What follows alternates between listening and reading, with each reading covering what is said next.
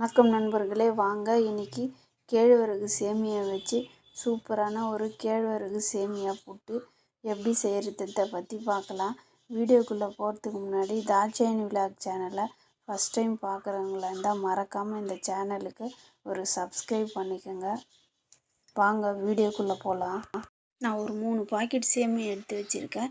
இந்த சேமியாவுக்கு கொஞ்சோண்டு தண்ணியும் உப்பையும் மிக்ஸ் பண்ணி லைட்டாக கொஞ்சம் கொஞ்சமாக தண்ணி விட்டு தெளித்து பிசைஞ்சு ஒரு அரை மணி நேரம் ஊற வச்சு எடுத்து வச்சுக்கணும். ஊற வைக்கிறது எதுக்குன்னா அப்போ தான் சேமியா குச்சியாக இல்லாமல் நல்லா சாஃப்டாக மெத்துன்னு இருக்கும் அந்த புட்டு.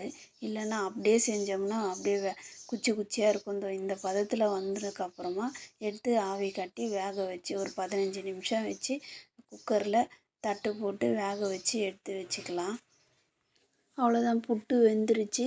இது உங்களுக்கு தேவையான அளவு மட்டும் கொஞ்சமாக எடுத்து போட்டு கொஞ்சோண்டு தேங்காய் துருவி வச்சுருக்கேன். அந்த தேங்காய், கொஞ்சோண்டு நெய், கொஞ்சம் ஏலக்காய், இதுக்கு தேவையான அளவு சர்க்கரை எல்லாத்தையும் போட்டு நல்லா மிக்ஸ் பண்ணி சாப்பிட வேண்டியது. அவ்வளோதான், சூப்பரான சுவையான கேழ்வரகு சேமியா புட்டு ரெடி. மிச்சம் இருக்கிறத அதுக்கப்புறமா லேட்டாக சாப்பிட்றவங்களுக்கு அதுக்கப்புறம் லைட்டாக சூடு பண்ணி தேவையான அளவு திருப்பியும் போட்டு கலந்து சாப்பிட்லாம். இந்த வீடியோ உங்களுக்கு பிடிச்சிருந்ததுன்னா மறக்காமல் இந்த மாதிரி செஞ்சு சாப்பிட்டு பார்த்துட்டு லைக் பண்ணுங்கள், ஷேர் பண்ணுங்கள், கமெண்ட் பண்ணுங்கள். பாய். அடுத்த வீடியோவில் பார்க்கலாம்.